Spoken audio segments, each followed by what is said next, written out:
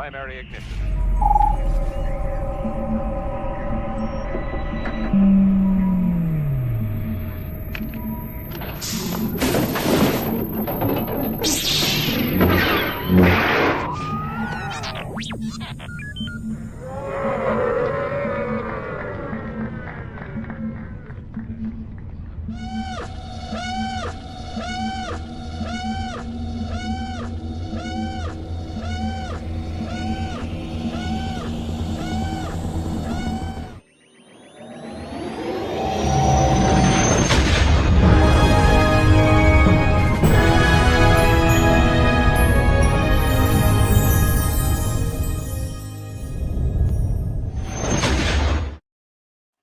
Hello, everyone, and welcome back to the Life at Lightspeed podcast. My name is Colin, and today we are with a very special guest, a great friend of mine, a legend who, maybe or may not like the Ghostbusters a lot, but hey, he won't talk about it. But here he is, Ted, aka Steady. What's up, man? What's going on, sir? Long time no talk, but glad to be on one of your live streams. This is a first for me, so this is uncharted territory that I'm in. Yeah, no, we're for myself and Ted, Ted is just a remarkable human being, and I've learned a lot from him, and I've gotten more into the con game. Because of him, I went to San Diego Comic-Con, and I look up to Ted, and I know it sounds like I am sucking up to you, but I'm just letting you know I have learned a lot from you since we met. So yeah, no, I appreciate that. Yeah, man, it is great to have you on here. So before we get started, if you don't know, who we are sponsored by. It is the Virtual Cantina Network. They are an amazing group, and we actually have an announcement from the founder, Spencer, because there is a new thing that is, being created. It is from Scum and Villainy, the Cantina. I don't know if you've ever been to downtown LA, but they have a location there, but they're building a new one called Scum and Villainy Rendezvous Cantina. And this is a special announcement from Spencer. This is a quote for him. We are the VCN. We're honored to be asked to host the Friends and Family pre-sale for the Scum and Villainy crowdfunding for the new Rendezvous location, opening up in Burbank, California, near the Batman statue and AMC 16. Thank you to all who invested, as it's been an amazing turnaround. Please remember, besides the amazing perks given by Scum, by investing even at the lowest level, which is $100, you will have an opportunity to get free entry and open bar for one person at the VCN event at the Rendezvous during Celebration Week in 2027. Please note that tickets will be subject to availability. This is such a cool idea. I don't know, Ted, if you've seen like the actual launch announcement of it, but Kevin Smith is also involved in this, and he's very excited about it, which makes me very excited about it. So yeah, I am beyond excited for it, and it's crazy that Star Wars Celebration is 2 years away. So yeah. It's a huge announcement. I've never been, but I've watched dozens and dozens of Kevin's podcast. It used to be Fat Man on Batman, and now I think it's Fat Man Beyond.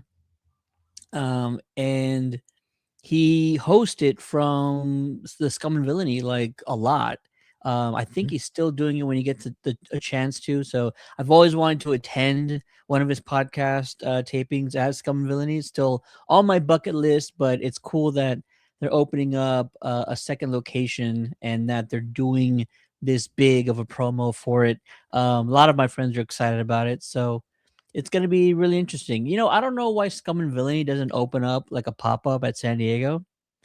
It just feels like you could have a 24-hour, kind of Scum and Villainy pop-up going on nonstop over at San Diego during Comic-Con like that week, and that would be just like the place to be.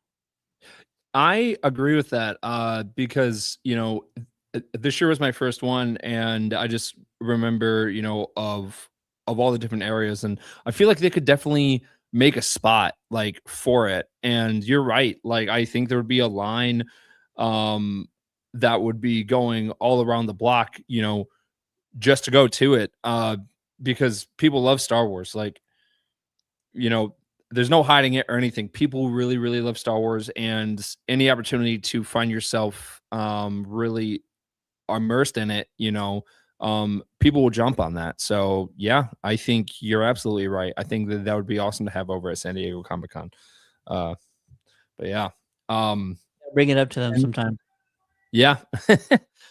So for news, yesterday was the 10-year anniversary of Force Awakens. We also have a new trailer for the Mandalorian Grogu, and then the new film Star Wars Starfighter also wrapped up filming, so now they are in post production. Let's talk about Force Awakens and the impact that it had. But before we get into it, we always spend time talking about my son. I know you're not my wife, but I will be asking you some questions as a new father. But Hayden's doing pretty good. We just had a doctor's appointment for him because it was he just turned 7 months yesterday, and our doctor said that he is 3 months advanced than what a normal uh, uh, like an average baby would be doing. So at this stage, a baby would not be crawling and like pulling himself up and stuff like that. So we were very shocked and excited about that. And he's already trying to walk, but uh I guess my question to you, Ted, is with the lifestyle that you have of traveling, doing cons, Yeah. um, how do you find that balance? Because my goal going into next year is to be more organized and finding more of that balance. And I feel like, this year was okay. It could have been a lot better, but I think going into next year, I really want to be more organized with like everything, and you make it look easy. So my question is, how do you do it? There's probably not no like one right answer, right? I think everybody kind of needs to do what's best for themselves, especially. I know that when I started going to cons and traveling, I realized, like San Diego, for example, my first trip to San Diego was 10 years ago, and I went alone, mostly because I didn't want to put my family through me figuring out like how stuff works, and there's a huge learning curve with San Diego. So imagine you going but not having anybody there to tell you where to Yeah. go, what to do, how early to be at things. Like I did all that on my own. Mhm. And so the first year I went to San Diego, didn't take my wife and son. And then I also realized like I can't not do this without them next time. So the second year I went, I actually took them, and we made plans where like, let's, I got to go to this panel in the morning, and then we can have lunch somewhere nearby. I can go to this panel in the evening, and then we can have a late dinner. I think there comes a time when I just wanted to always include my family in things, and always to where it's convenient or comfortable for them. Because if you drag them through everything that you and I would experience and go through, it'd be torturous. Like literally, this past July at San Diego, I probably walked maybe 20 miles. I wouldn't ask anybody to do that. I wouldn't ask my worst enemy to do that. I just something I'm willing to do for the cause, for the good Yeah. of enjoying my time there. So I think the more I think about it, I want my family to get included in some of those things, where they're comfortable for them, and find things for them to do. So like I'm already planning San Diego next year. I'm already I've already picked out things for my wife and daughter to do while I'm in Hall H, parks that they That's can awesome. visit, yeah, locations for them to kind of hang out at, and then always just find those times and make those sacrifices to kind of see them afterwards. It's not easy, trust me. Even SpaceCon, the big Texas convention that happens here, I want to Yeah. hang out afterwards. I want to go out and do things, but I want to see the family as well and tell them how my day went. My daughter wants to know how my day went. She's 6 now, and so it's once SpaceCon ends, once the convention ends, it's get home time and see if I can still have dinner with them, and then get up the next morning and do it all over again. So you kind of figure out over time you really don't want to. It's almost not as valuable to do everything on your own, to experience it all. You know what I mean? On Yeah. your own, and you'll really figure out how to incorporate those family moments and create those special bonds. I'll tell you what, 2016 was the first time I took my son to San Diego, but I think it was 2017 was the first time I took him to Hall H, Oh and wow. and it was one of my favorite moments ever in life, experiencing like a Marvel panel with my son next to me. Because in my Yeah. head, I'm just like, I've never, what he's going through right now, I've never even got like 1% of that feeling at that age. And to me, it was just like, you know, you're instilling something powerful. I mean, not everybody kind of feels the same way about being at a Hall H panel or a convention panel, but it truly is a miraculous thing. It's a magical moment. And so me just spending that time with him next to me, it really, like, I was moved emotionally, and I'll never like take that for granted or forget like how I felt in that moment spending that time with my son, knowing we were both getting excited and getting ecstatic about what we were seeing in the trailers and the people on stage and stuff. And it's like you can't replicate that anywhere else. You really can't. And so it was truly a thing that I would love to experience again with my daughter someday, is getting her in a Hall H, and it's something that she'll be interested in. She's probably not going to be as interested in some of the things that I am, but eventually we'll get there. Yeah. I think that's one of the things I'm most excited about of being a dad is sharing those types of experiences. I've taken my wife and I have taken Hayden to a couple of cons, nothing to the extent of, of San Diego, but Yeah. um I feel like taking a baby to those types of environments at a very early ages,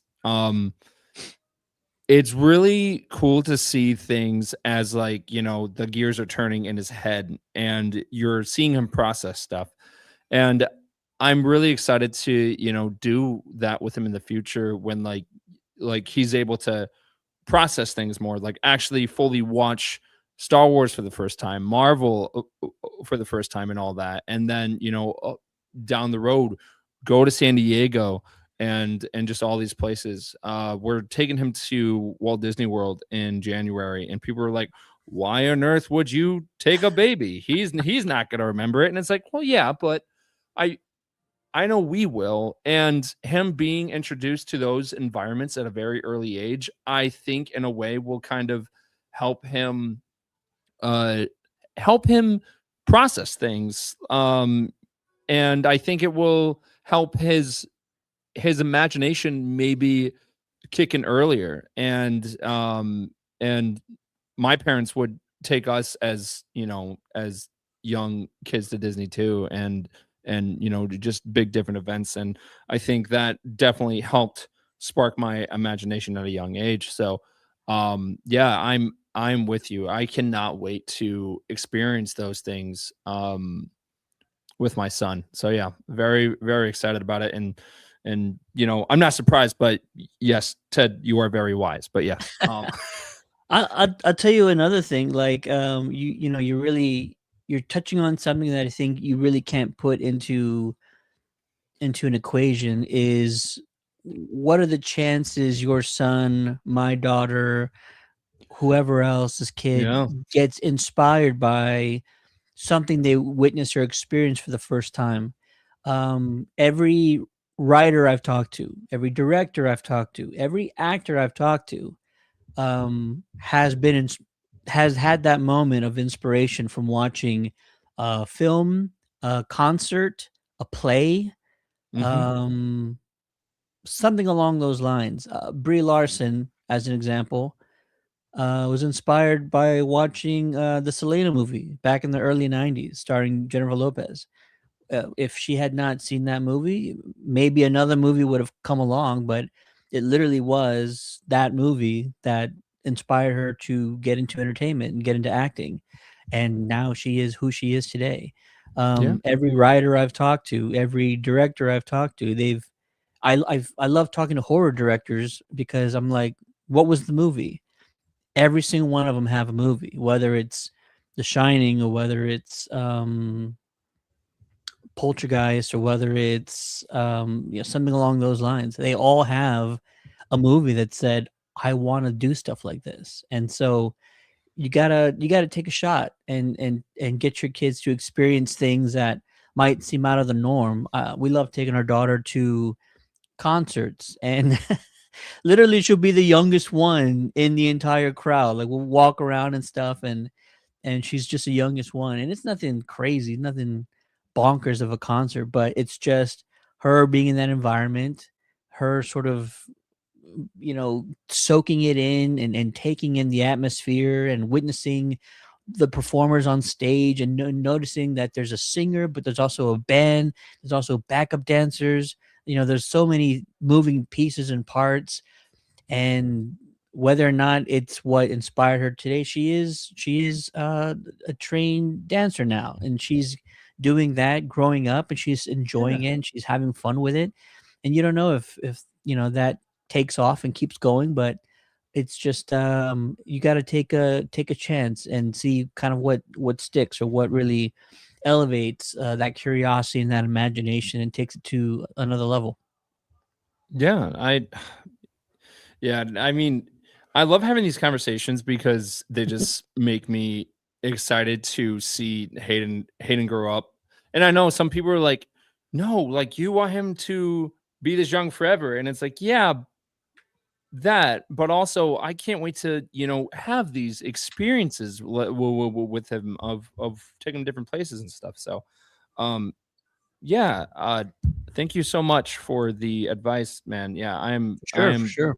beyond excited. And kind of segueing back to your first time San over at Diego. San Diego. Yeah. So, were you there when they did the Force Awakens panel? I know we talked about it, but Okay, so I was there. I was actually in line for Hall H for Saturday okay. while the Force Awakens panel was happening. But Wow, okay. I was at the front of the line, so we had seen everything. There was like a stormtrooper procession with Vader after the panel had ended. They had gone to the back of Hall H where the bay is, and that's where they had the Star Wars symphony along with fireworks, and so we could hear the music, we could see the fireworks. Like it was pretty spectacular. There's probably not been another panel quite like that one. The only one that might come close is the Deadpool and Wolverine panel where they had this 10,000 drone display occurring Yeah. outside with fireworks also, mind you, after their panel had ended. So that's probably the only thing that might come close to it as far as like big spectacle. Um, and I think everybody in that audience also got a lightsaber. So imagine 6,000 people with lightsabers at a John Williams. I think Yep. was he orchestrating that I that believe he symphony? was, yeah. I think he was. So Yeah. 6,000 people holding a lightsaber on a gorgeous San Diego night, hearing, his score and fireworks along with the music, like timed meticulously with the music. And it wasn't just like, oh, your normal fireworks. I literally saw stars in the sky exploding, and I literally saw Death Stars exploding in the sky. Like you would see a globe, and you would see a ring in the center of it. And it's like, how are they doing this stuff? you could you could really do some really cool things with fireworks, I suppose. But yeah, it was really fantastic, and I got some video of it and things like that. So I love that. Yeah, man, 2015 was just a wild year. Because a couple of years prior, they were like, "Yeah, here's Star Wars now. It's owned by Disney," and you're just like, "Okay, we'll see how this goes." And I remember the teaser trailer that they dropped over at the teaser trailer that they dropped over at San Diego Comic-Con, of where Mark Hamill was like, it's the same, but it's not the same, and that's how you want it to be. And I remember that dropped in line, and I was like, huh. I was like, okay, okay. And then we get to uh we get to the release in December, and then it's just absolutely, absolutely insane. I remember I had the opportunity of seeing it a couple of days earlier than the public, and I watched it. I walked out. I was like, okay, Star Wars is back. And just the vibe of people going in when like Ray turned on the lightsaber for the first time, like, because I was working on a movie theater, I would hear certain scenes over and over again. So, for example, I would hear Han like die maybe like 4 or 5 times a day, like in that scene, and then you would just hear like silence or just no, like coming from the theater, and then there would be scenes of where like Ray would turn on the lightsaber for the first time, and she would like, and everyone would just cheer, and um it was just so cool. And because Force Awakens was made, and say what you will, if you don't like the sequels, that's fine. If you love the sequels, that's great too. Um, and I just I I think that was a chain reaction that just started, you know, everything that we love now. sure. And without Force Awakens, there would be no Rogue One. There would be no, like, I mean, it's just absolutely insane of where Star Wars is now, and with how many projects there are now, and how much of you want to fully appreciate the canon of Star Wars, and how many projects there has been since 2015, since Force Awakens. Yeah. Um, what was your theater experience like? So I've been looking around my room because I have my ticket, right? We all had that Galaxy premiere ticket. Yeah. Mine's framed. Oh, he's searching. I really wish I knew where it was, and I could have sworn I saw it the other night. My experience, it was a huge spectacle. They had an entire Star Wars merch booth in our theater. So I'm assuming that happened at a lot of places. So it was literally just a huge merchandise booth set up in the middle of the lobby, and all that we're selling was Star Wars Episode 7's, merchandise. And so got a T-shirt, Kylo Ren, got my framed ticket to the event, and it was a lot of fun. I mean, there was a lot of excitement in the air, and I'll never forget how excited I was, but also there was a bit of confusion on, like, man, I wish they didn't decide to just kind of redo A New Hope as much as they did. Yeah. Um, I think they're not doing everything wrong, especially when they, started this whole sequels trilogy. I don't think they did it completely 100% wrong, but I felt like they really needed somebody in the room that was from the old guard of Lucasfilm that could say, like, we should probably come from this angle. We should Yeah. probably have a story that kind of does this and has a number of boxes that we check off. because fans need to see these things, like bringing the big three back together again, Han, Luke, and Leia. Like Yeah. that's just top of the list. And I know that the it kept being said over and over again, like this is Star Wars for a new generation. And I'm like, okay, well that I believe you, but you're still using the old Star Wars to make for this new generation. If it was 100% a new Star Wars story for a new generation, then you wouldn't need to include all these old things that we know and love. So I felt like the couple of things I wouldn't have done. I wouldn't have had the new order. Is that what they're called? It's been so long. So there was the First Order, and then in First Rise Order. of Skywalker was the final of the final order. Yeah. I wouldn't have had the First Order already like at their peak. You know what I mean? Like Yeah. it's probably the biggest leap in reason for me is how the second Death Star was destroyed, and yet 15 or 17, however many years it was later, Yeah. um now this First Order is like at their max strength already. They shouldn't have had that opportunity, especially when you had the Republic out here, you had these Jedi's out here. You just would have you would have thought that we would have been able to keep sort of a faction like that at bay after Yeah.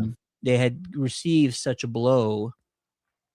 And so that was like the thing that I had the biggest trouble of getting on board with, is how this First Order came to be, how they developed a weapon 10 times deadlier than the last one.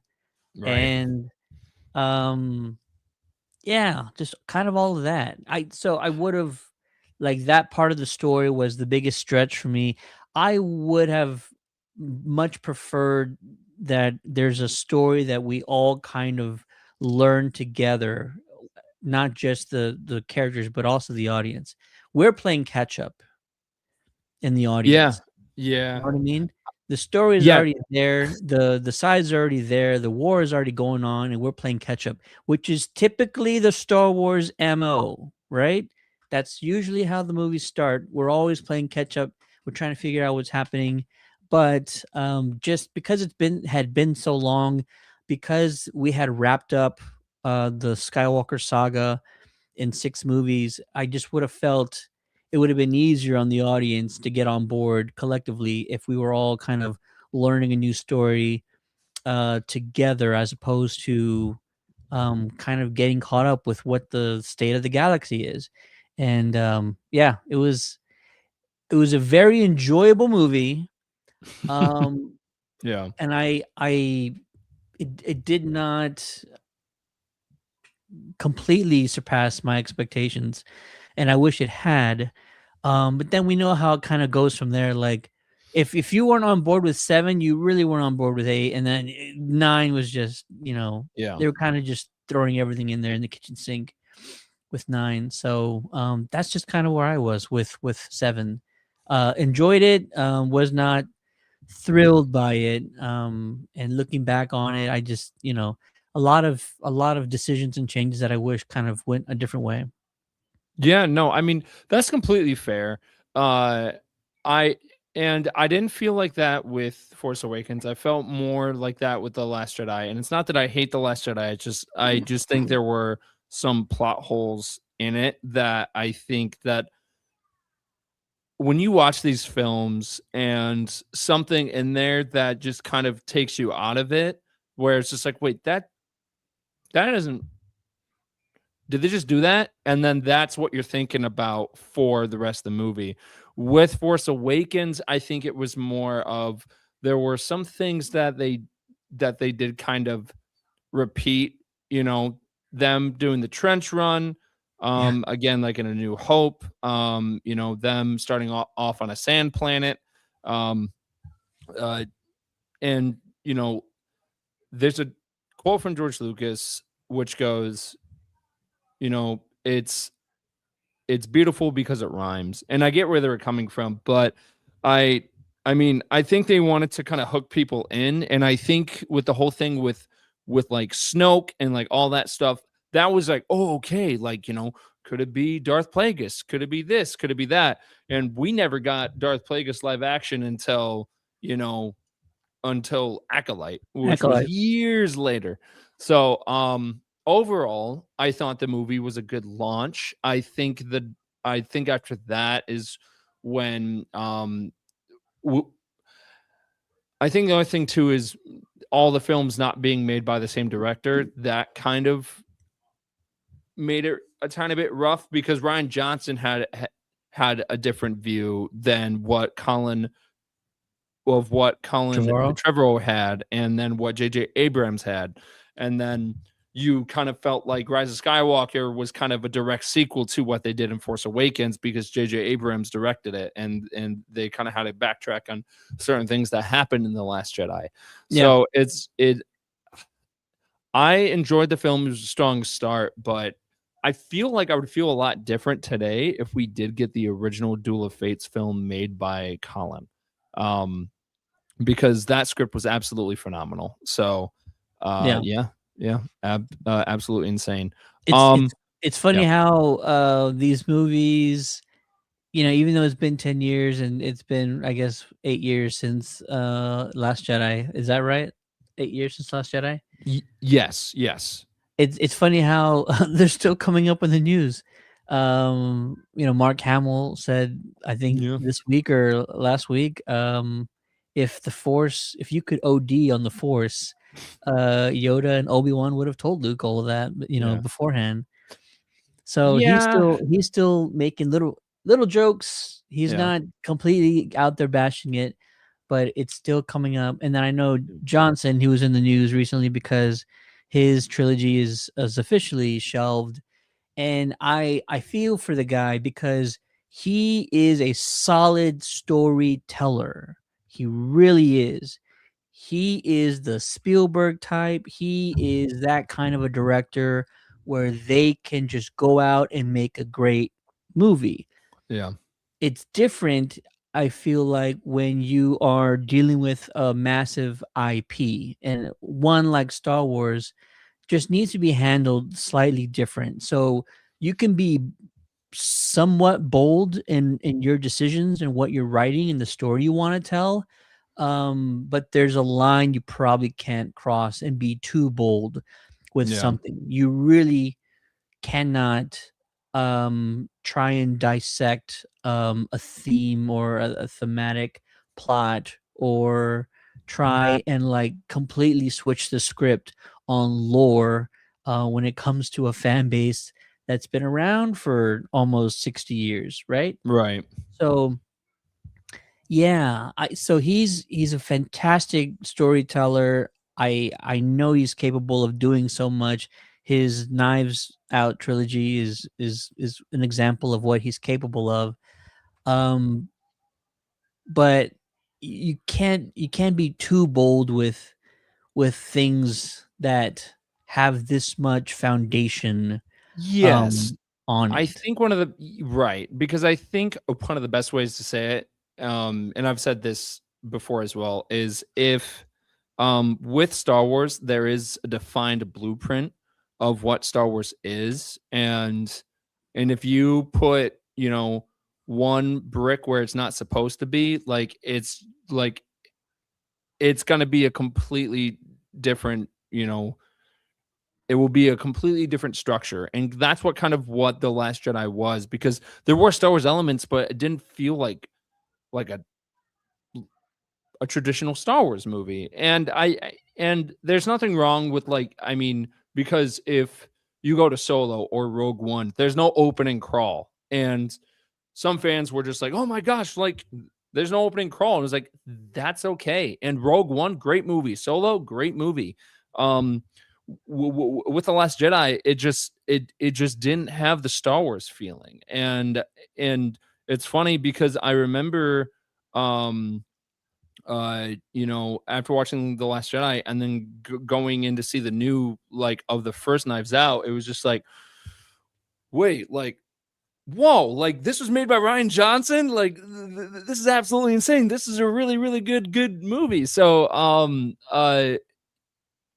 I think the other thing too is that, everyone has a different perspective on what Star Wars is and what Star Wars means to them. And Ryan Johnson, uh, is a huge fan. And again, if you don't like the sequels, that's totally fine. That's Totally fine. 100% fine. But I think around that time too, it really divided the fan base, and I don't think it needed to do that. I think that um that I think that film and then Acolyte were like the big things that like kind of divided the fan base in a way when it didn't need to be. Like I think people are absolutely allowed to have their own opinions, but there were certain moments in the fan base where I feel like, people were they were bullying the actress who played Rose. They were and it wasn't necessary. But Right. I know we're I know we're going slightly off track. But yeah, I think Force Awakens definitely had a good structure, and I think that the way that it left compared to where it went forward, I think if things slightly were different in Force Awakens and maybe not leaving not leading to where we went in the Last Jedi, and because I'm not sure if you've seen the concept art or anything like that, but at one point there was Rey, she was swimming underwater to where we saw the old Death Star, and we later saw something similar to that in Rise of Skywalker. But Yeah. um uh I think overall, for how far we've come from Force Awakens, I think it's absolutely insane, in a great way, because what the Mandalorian is trying to do, and I think they're doing a pretty solid job, is they are trying to answer some of those plot hole questions um, that we had about the sequels. Um, b- because they are talking about the cloning process. We actually saw a small hint of Snoke in season 2 of The Mandalorian, and we have seen the Praetorian Guard. So we are slowly getting there. And we saw General Hux's father in the we saw him in season 3 of The Mandalorian. So it's just like we are getting there slowly but surely. And that's something that John Favreau wanted to do, is like he wanted to have the Mandoverse and everything lead up to the sequels and maybe answer some of the questions that weren't answered in the sequels. And I think that that's kind of the beauty of it. And then we've had a couple of the games that have had some different answers that maybe we had about the sequels in the games. And so yeah, no, I will never get over the hype of Force Awakens. It was absolutely insane. Yeah. um yeah.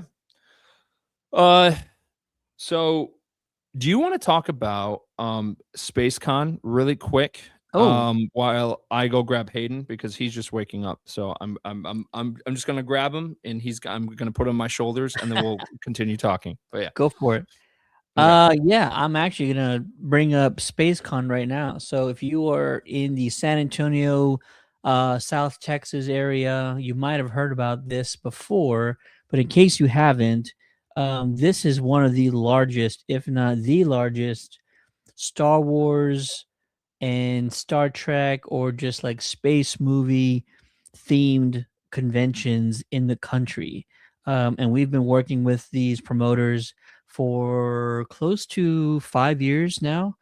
And so we've been able to, we've been fortunate enough to watch it grow and grow over the years. And they've had a slew of fantastic A-listers in the past, and now they're bringing back some of our favorites. So this is their third event of SpaceCon. It's taking place June 12th through the 14th in 2026.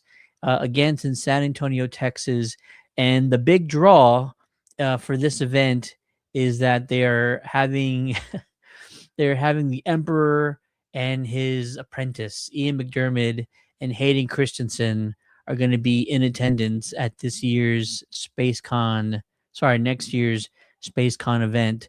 Um, Ian actually attended this past SpaceCon in October.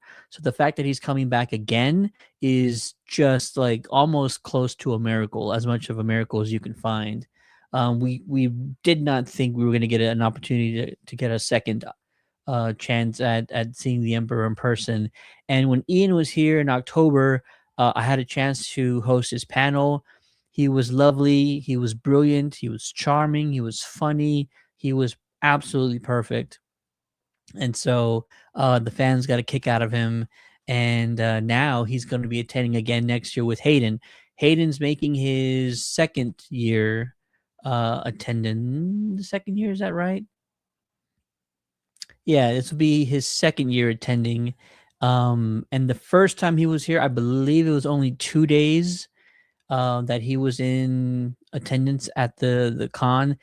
Next year in 2026 in June, he's going to be here all 3 days. So that's even more of an opportunity to meet the chosen one in person, to get his autograph, to get a photo op with him. There's already a photo op currently with Ian and Hayden together, and so that's probably one of the most highly sought after professional photo ops you can get at any convention with the Emperor and Anakin Skywalker. If you go to spaceconsa.com, right now they have a promo code. So you can actually get, I believe, 20% off using the promo code SPACE20. That's either for a VIP pass or I believe it's a VIP Kids Pass. You just do not want to miss out at this event. Oh, and also just so happened to have Alan Richardson and Famke Johnson on the bill announced as well. And Oh, nice. if you are a Star Wars fan, I assuming that everybody is who's watching this, because why would you not if you're watching this? There is a third Star Wars A-lister that has been teased. And the Okay. only thing that's been said is that it is someone who has never been to a convention in Texas before. Now, I don't know if that means not at a convention in the rest of the US, or if it's just specifically focused on Texas, because we've had a lot of A-listers come to Texas before. We've had Rosario Dawson, we've had Ewan Yeah. McGregor. So for there to be another individual out there at that level who's never been at a convention like this one, that's a very short list. And now you're thinking about names like Harrison Ford and Samuel L. Jackson. Like, that's a very, very short list of individuals that could possibly be a part of the event. So hopefully, fingers crossed, things work out and that we get that announcement here fairly soon, and we'll all know who they're talking about. But if you've ever thought about going to a very well organized event in another city or another state, SpaceCon San Antonio, come check us out. We have a booth. We're giving away thousands of dollars worth of prizes every day, and we just have a blast. Yeah. Yeah, I was gonna say I've only been to one, but I've heard nothing but great things from you and our friend David as well about it. So my plan is to go to this next one. Um, and then not only that, in September of next year, it's going to be Rebel ScumCon as well, and their like just list of people is it's racking up there for being more insane. So I can't wait to head over for that one too. But yeah, I would say just next year in general for cons is going to be absolutely insane. Yeah. Absolutely Um, crazy. yeah, yeah. Uh, so for the other news, Starfighter has wrapped up filming and they are now in post production. They've got a really great cast. They've got They have Amy Adams. They have the actor who's playing the new John Stewart and the Green Lantern TV show. They got Matt Smith. Like, they have Ryan Gosling. They have a huge lineup, like huge lineup. So, um, are you excited about the movie? Oh, I've talked about this at length with our other friends on their show. I'm very excited for this one. Probably more than any of the other announced films that we're getting. More than the Mandalorian and Grogu, probably more than Daisy's new film that's still in development. This is one that is brought together a very talented crew. Sean Levy, who Yep. is just one of those directors who doesn't miss. Like, if you're not in love with his work, great, that's fine.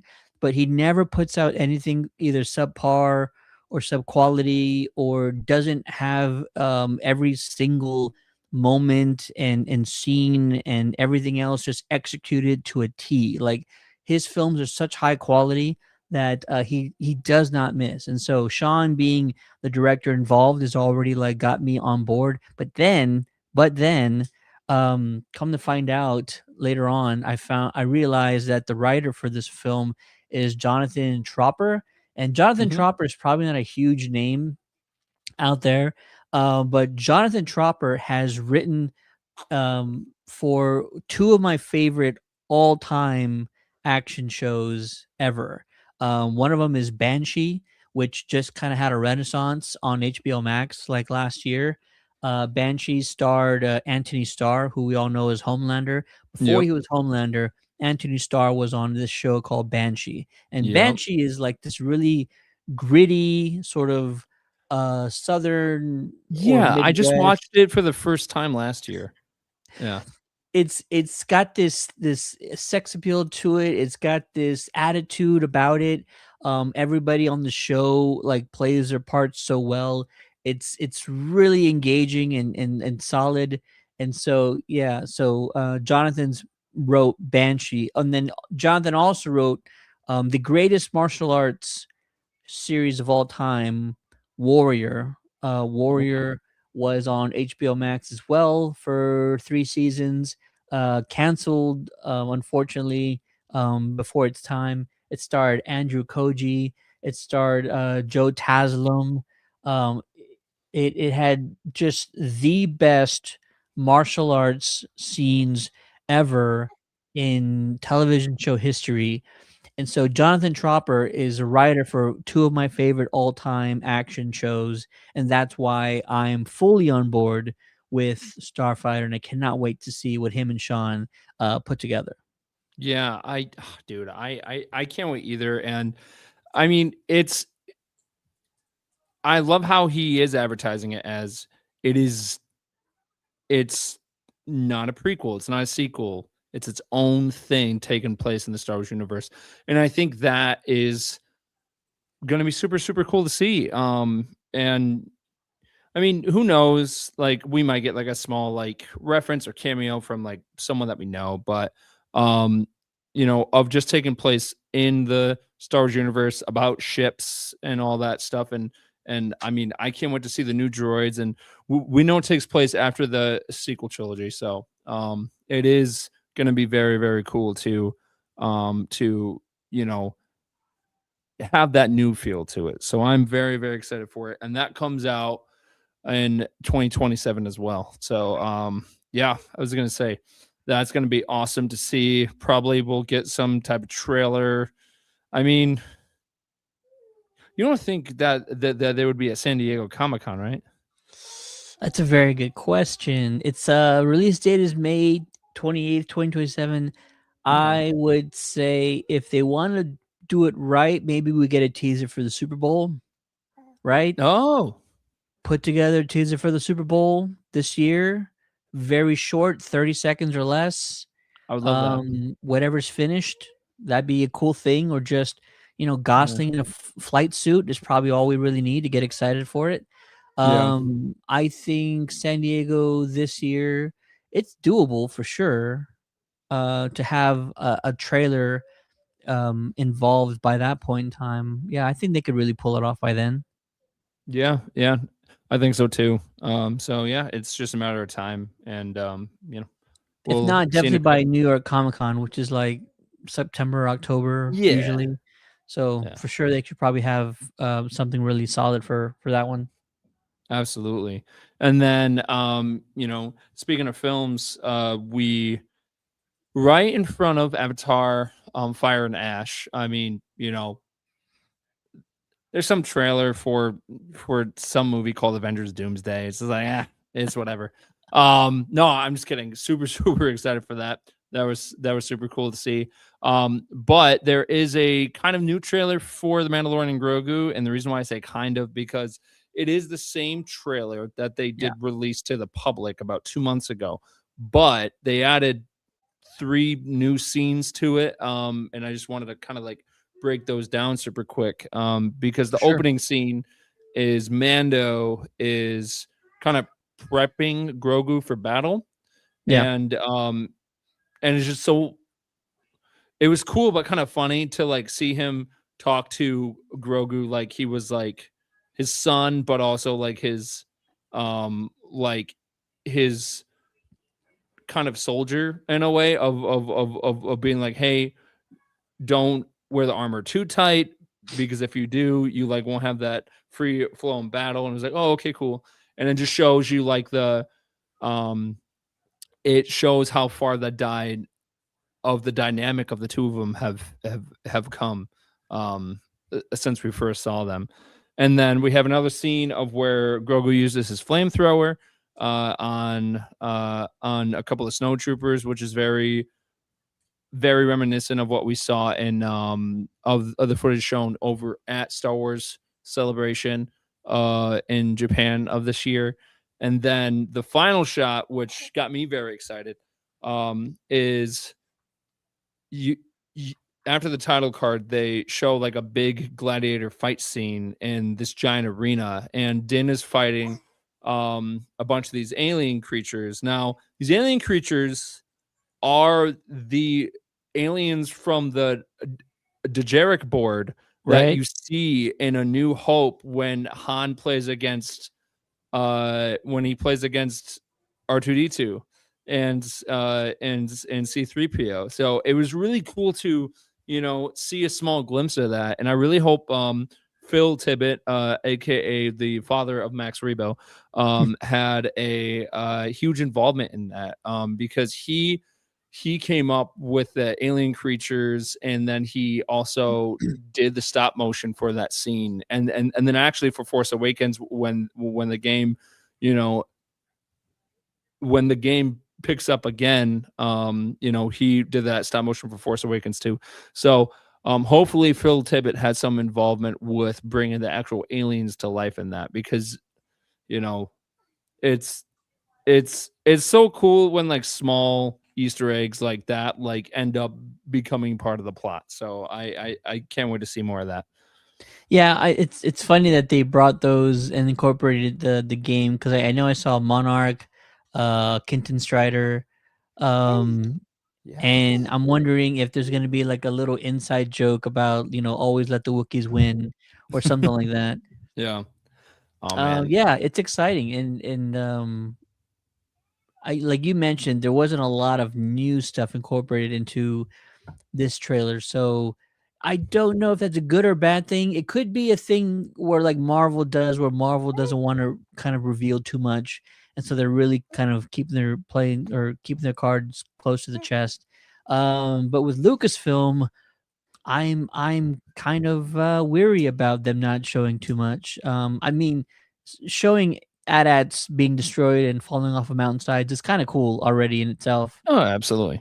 So I that's probably what their thought process is just not giving away more than that for the time being. I will say though, I did see Avatar: Fire and Ash in IMAX, and so the countdown. It was funny because I wasn't paying attention. IMAX does the same sort of intro right before the movie starts. It's always the same, never changes. So I'm on my phone because I've seen this intro video of Yeah. 50,000 times. And then I heard something different, and so I looked up, and the entire IMAX intro video is now Mando and Grogu themed. Oh, that's And awesome. so all the numbers, because it's a countdown from 5. It's like 5, but the 5 is like something else, and 4 is like part of the theme of the movie, and 3 is like one of their shields or something like that. Like it's all Yeah, Mando and Grogu themed. It was really cool I and love that. intricate, and so yeah, I really dug it. Yeah, that film is. I mean, it's crazy because we haven't had an actual like live action Star Wars movie in the theater. And now I'm talking like a new Star Wars live action movie in the theater since 2019, which is crazy to think about. That's wild. So I'm glad that we are going back to the theater. And Also at one point in the battle, and there has been like a new action figure. It's a Black Series of Mando, but you actually see it in this small like clip in the trailer. Is that he's got like a gladiator sword? Like I'm talking about like an actual sword. So I'm very excited to see, these different gladiator weapons, and I know so many people that like do different props and stuff like that. So I can't Yeah. wait to people be like, I'm gonna 3D print this, I'm gonna resin print that. So yeah, um, super exciting. But yeah, um, yeah, I cannot wait till the movie comes out. That's really it for the news. For the news this week. Uh, do you have any upcoming things for you and for Countdown? I mean, I know some of them, but I want you to talk about it. I gotcha. Nothing major on the way. We just launched a giveaway if you're in the San Antonio or the Houston area for Greenland 2 migration, starring Gerard Butler and Morena Baccarin. If you want to find out how you can win a pair of passes to the advanced screening of Greenland 2, going over to our Facebook page at Countdown City Geeks. And yeah, just kind of wrapping up the year. We'll be probably posting some more events coming up here pretty soon, and then just start planning for the craziness it's going to be 2026, because there's so many things going on next year, and we're already getting ramped up and ready to go. So yeah, lots on the way. Yeah, I 100% agree. It's gonna be absolutely insane. I cannot wait for it. Uh, for 2026, I just feel like there's just gonna be so many exciting opportunities, so many adventures. Um, yeah, and just of for this year alone has been one of the greatest and craziest years of my life. You are one reason for that, Ted. So thank you. Appreciate But it. yeah, man. 2026, bring it on. Bring it on. Wildness. Yeah. From myself and Ted, you can find Ted over at Countdown City Geeks. They are an amazing group full of nerds and just um, just amazing human beings. But yeah, so go and check them out. You can find them on social on Twitter /X, Instagram, all of it, on YouTube and everything. They do great celebrity interviews as well. But yeah, and then go follow us at Life at Lightspeed Podcast on all social media, Instagram, and Facebook as well. And then please go follow the Virtual Cantina Network. Exclusive we have exclusive interview clips coming up as well that we'll be posting, and we have a lot of great events that are happening next year. So yeah, there you go. Yes, Uh, sir. yeah. Do you have any words of wisdom before we sign off? Oh man. Happy holidays. Don't eat yellow snow, and may the force be with you. Forever and always.